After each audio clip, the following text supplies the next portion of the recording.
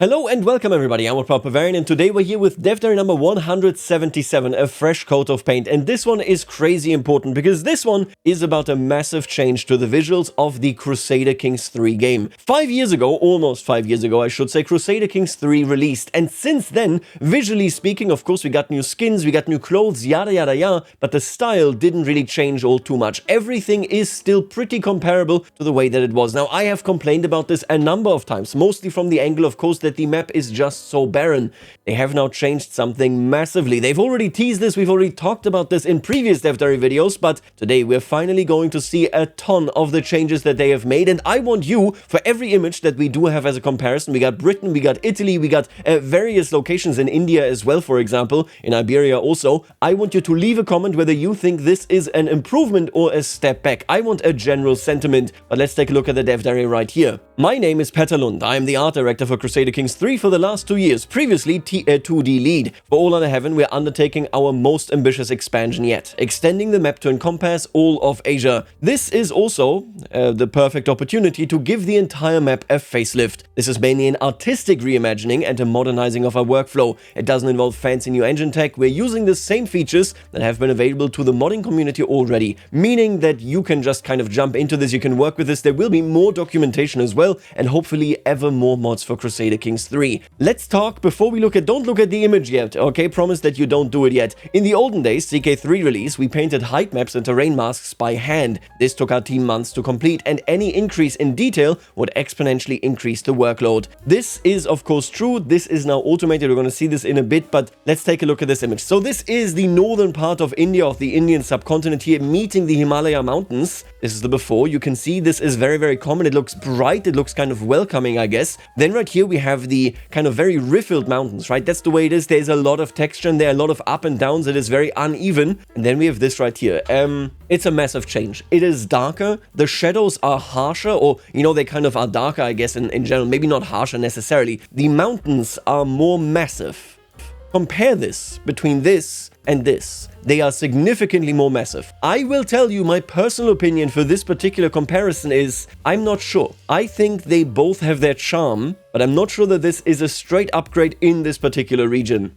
He now goes into how the old mountains were created mostly from a tiling normal map. This technique results in visual noise in dense mountain regions, something especially apparent when extending the Himalayas eastward. We would rather have a more realistic appearance that mimics real erosion patterns. I can definitely say I think target has been achieved when it comes to this. I'm not entirely sure that I'm in love with this particular section right here, but obviously the change here is massive. This is now a massive mountain range rather than a set of ripples. We adopted the terrain generation software Gaia to solve this problem.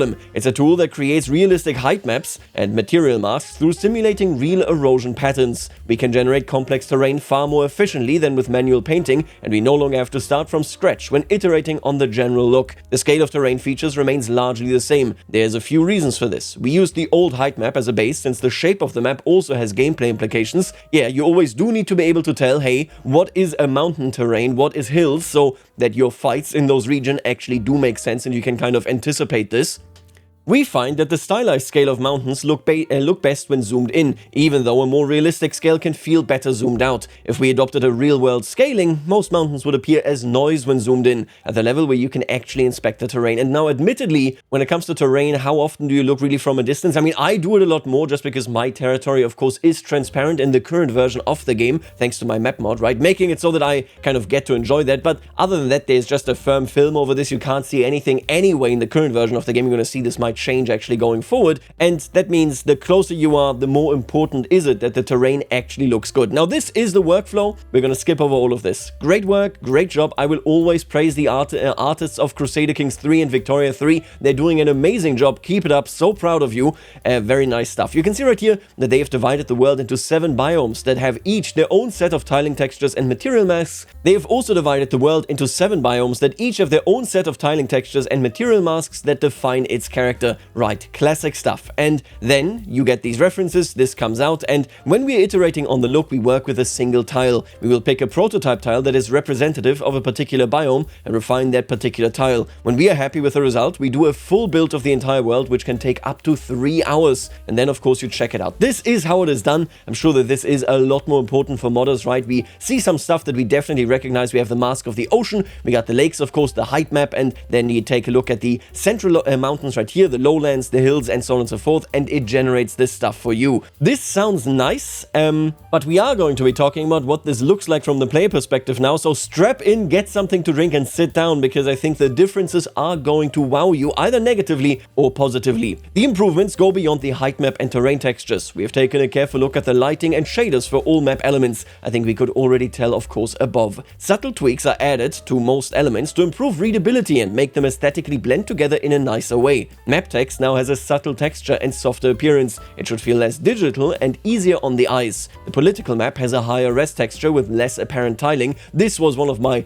biggest complaints, essentially. There's this incredibly ugly texture on the game that has been there since launch. You can see it specifically in 1066 in the Seljuk Empire. That is where I know you can see it, because it annoyed me so much at launch, but okay, so they're getting rid of this, that's nice. The water now has a more varied detail and color in different parts of the world. There are improved wave patterns along the shore, and overall the scale and wave texture has been balanced for a more realistic feel. Effects also blend more naturally between zoom levels, removing some long-standing pop-in and glitches that were noticeable in the transition between paper map, political, and terrain map modes. Speaking of zoom, you can now zoom in closer than before. If we take a look at this right here, you can see a massive difference already. Norway obviously looks much softer. It is embedded, you can see through it, and this is way more important to me. Listen, I don't really care about the ocean, that's okay. You can see the features so nicely. I love the way that Norway looks here. I really like the difference between Norway and everything that is this mountain range, and then of course the much flatter and kind of more forested Sweden. Although we can't see it here, the texture that we can see on Sweden is a lot nicer. Now, I could do with even more kind of transparency. I'm a big transparency fiend, I love it, but maybe that would mean that you have to turn on the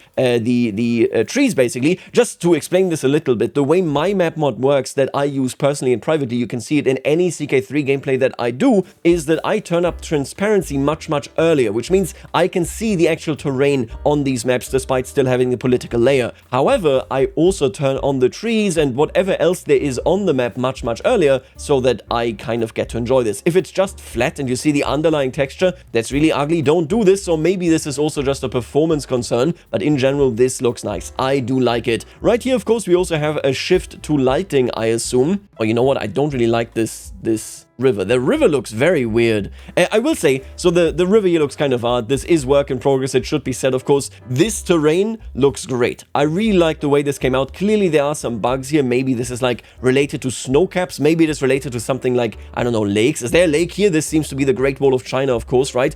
In general, this looks awesome. It looks a lot more realistic in the style, right? The approach that they're taking here. I do also want to point out that the castles here in China very self-evidently are square. This is something that I've seen modders do already. It seems to be the standard style of the time. Very cool stuff. Let's talk a little bit about lighting here. Lastly, we have reworked the terrain lighting. Terrain and map objects now have separately adjustable parameters that let us tweak their values individually, allowing us an easier time making them both look great. The map is generally brighter and important interactable objects should pop more. Let's take a look at this. Great Wall of China, right? This is yet again the Great Wall. Yeah, it seems to be something with the lakes. This is a square over here as well. Listen, this is work in progress. What are you going to do? I like these gatehouses a lot. I think this is really cool. I really love, actually, that this is kind of an isolated terrain, right? This is a pass right here, despite this not being the tallest mountain altogether. It all stands out. I will give it this. Now, I will come back. If you are doing a rework like this one, it would have been so nice. I would have really loved it if, well, we kind of come out with, you know, roads, with maybe something related to, I don't know, smaller settlements. You know, as you expand the development, maybe smaller settlements, churches, and all that kind of sprawl pops up in this region. I would really like this if that were to be done, but obviously this already, yeah, it looks nice. I think this is a great screenshot, although we don't have a comparison because this is China, and if you didn't know this, China doesn't exist in CK3 vanilla. We have also added cloud shadows that creep across the landscape. Now, I'll be honest with you. Maybe this is the cloud shadow? Maybe. I wish that we actually got... So the clouds that I have on my map are not mine. I took them, of course, as a proper resource. They exist out there from Godherja. Godherja, actually, TerraPass, I believe, has made them. I wish we had those kind of clouds as Fog of War. It looks so good. I love it. But okay, whatever. They have cloud shadows now. They're going kind of the CK3, the Victoria 3 route there. I like it. It looks good, right? Nothing wrong with this at all right here with the cloud shadow. Now, what comes next are the big comparisons. Let's take a look, let's judge, and let's see what you think about it, okay? First off, we start with Iceland. Iceland, I think, looks good. In vanilla right now, I think Iceland is really, really cute, okay? There are some sheep there as well. This is kind of the thing. For me personally, I would argue this probably isn't the best. Now, I looked up Iceland topography. I don't think that they have these kind of massive mountain ranges here. Essentially, what I'm saying is, I think there is a drawback. I do love the seagulls, by the way. They weren't here in the vanilla game. Yeah, I like the seagulls. It is all a bit smaller, right? The scale, since we can zoom in further, if you didn't know this, we can indeed. It makes sense. I kind of just feel that they set this themselves. This is the trade-off. This is one of those regions where it suffers because the mountains are so much more massive. To be impressive in the actual big mountainous regions, this seems to me a bit of an overkill. I think I prefer this one. You let me know what you prefer. Let's move on. This right here is, of course, Iberia. We have Toledo. We have Valencia right there. I always thought Iberia in the current game was nice when it comes to the divides, but visually speaking, it looks incredibly dry, which yes, okay, sure, it is a representation, I suppose, of what this climate actually is, right? It is rather arid right here, but did it impress me? Not really. This right here, honestly, it has to grow on me, I think, lighting-wise, but I think I like the potential of this a whole lot more.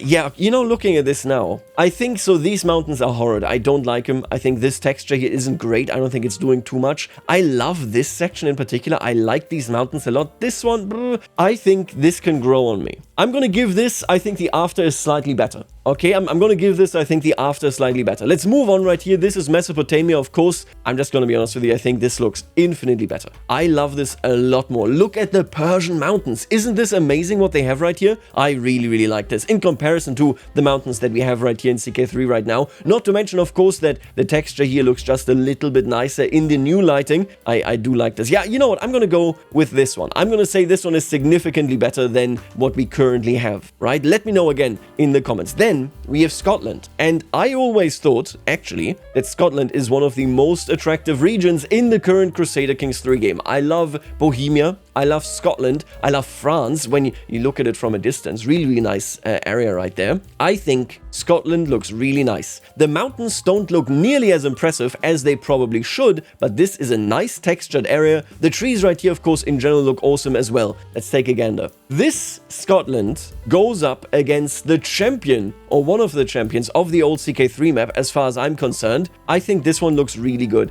It looks a little bit odd how high the actual, you know, the coastline is right here, but I'm gonna be honest with you, the textures are impressive. The lighting is nice. The only thing that I find significantly worse, in my opinion, is these trees right here. I always really love the way that these fir trees that you only see in Russia, that you only see in Scandinavia and in Scotland, I believe. They are very rare on the CK3 map for whatever reason. I really like them here. Here they look kind of crass, if you ask me. But other than that, I actually like the increased level of the mountains. Although, yeah, you know what? I actually gotta kind of go back on one thing, and that is the coastline. Man, this is such a tall coastline right there. I guess it makes sense, right? You want a big, pronounced difference between this actual shore and then these kind of cliffs. I have to see it in action, but I actually think it does incredibly well. The only big complaint that I have are indeed the mountains. Then right here we have India. So this one is yet another one that is quite difficult for the new map to go up against. And I will say, obviously, the new map we can only really judge once it is in action, once you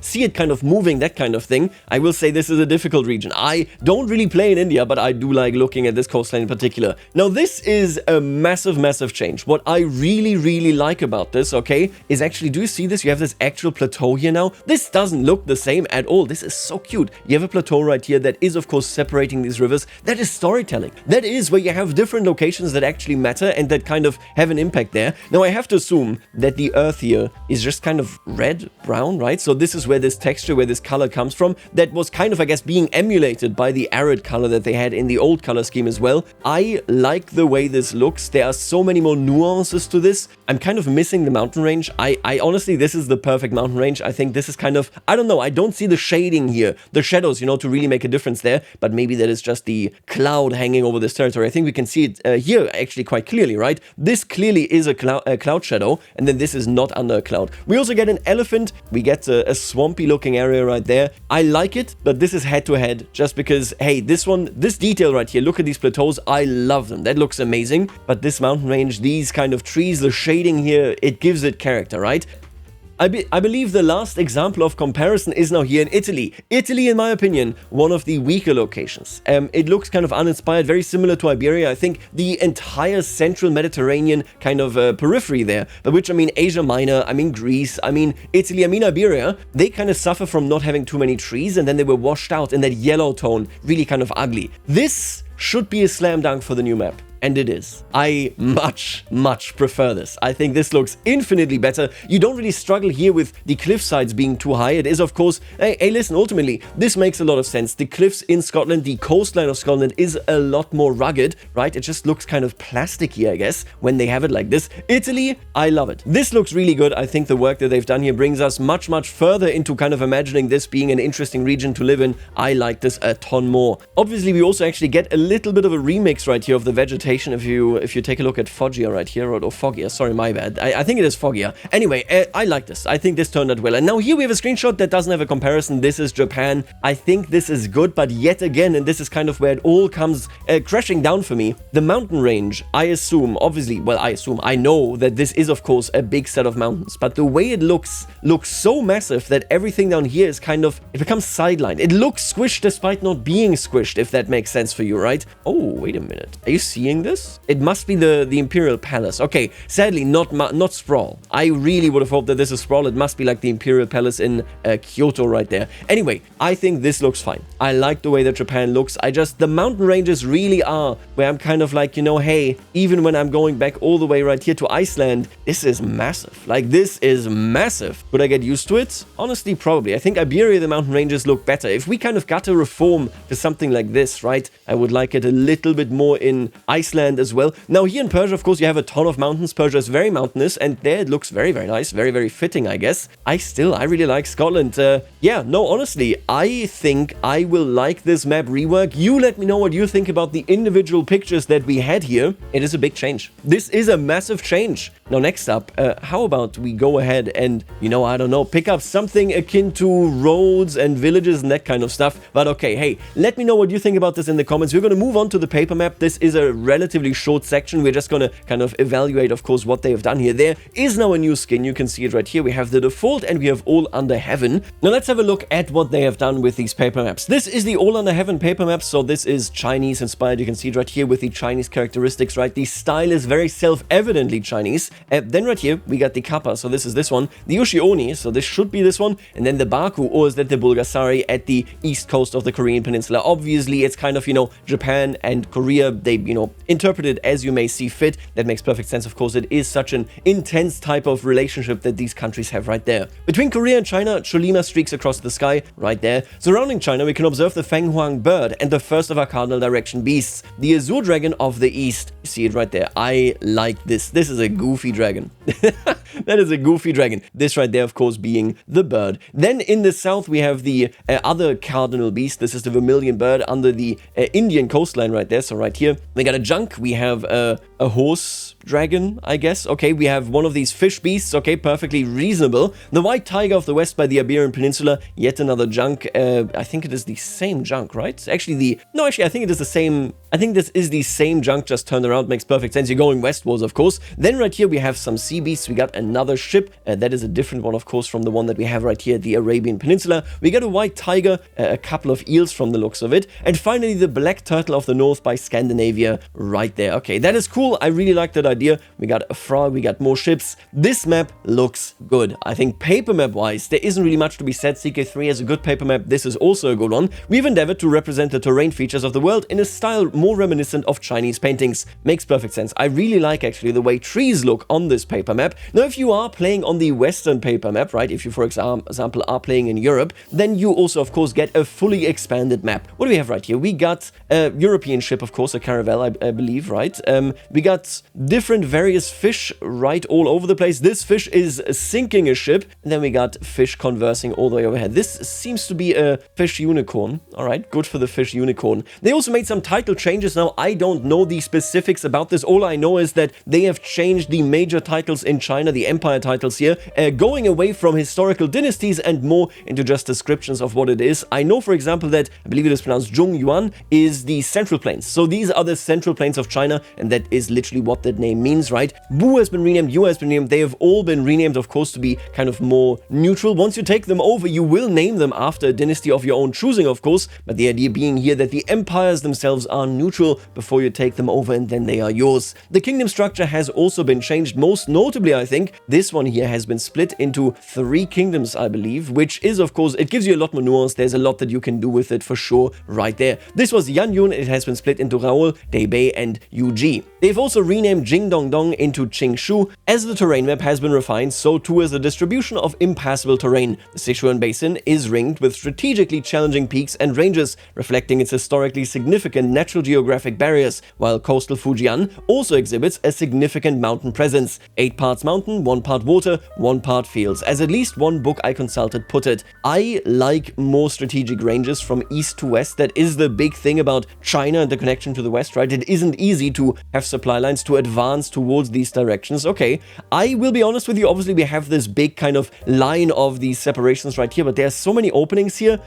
I wonder like how strategic this will actually play. Whereas here, to me, this kind of feels a lot more like Bohemia, right? Bohemia also has this exact kind of structure. I like it. I think this is cool. This is probably going to be one of my favorite regions to play in China just because of this structure right there. It feels very, very nice, very secure, very cut off from what lies to the west. I'm also here with something else new, the county tier map of China, which wasn't quite ready to show off the last time that we talked about this new part of the game world, but that I'm more than happy to give you a better look at today. For those of you who may be unfamiliar with the obvious preponderance of Zhu, it's a standard administrative suffix to this level of jurisdiction throughout Chinese history. Obviously, that is no different from the way that it is in Europe as well. For example, do not share, by the way, and yet they did share it. You can see they don't really have text, just see it from the look. Okay, yeah, it's work in progress, that's fine. This counties map, I can't really judge it, right? Obviously, the counties along the river here make sense. Here, very similar. These look weird to me. I assume that they are historical, you know, kind of divides there, but they look just odd looking at them. Be that as it may, it's a very county-dense region. What can I say? It's China, right? That is all that I have for you today. Hopefully you've enjoyed this brief look at how this part of the map is coming along. I would love to share even more of what I've been working on with you, but that information is reserved for dev diaries to come, and I will not be the one to spoil them ahead of time. Next week we will be back with something a bit more sizable for you to dig into, so I assume mechanics. I would love more information on China in general. I think China is of course the big thing right here, and right now I'm kind of on the fence of whether I'm excited to play there. I'm mostly excited for Japan with the Soryo and Ritsuryo structure. You let me know what you think about the new map changes, the paper map, but most importantly, I think about everything that we talked about right here. Does it persuade you? Do you love it or do you hate it? Let me know in the comments. I will leave you right here, and I will see you later, alligator.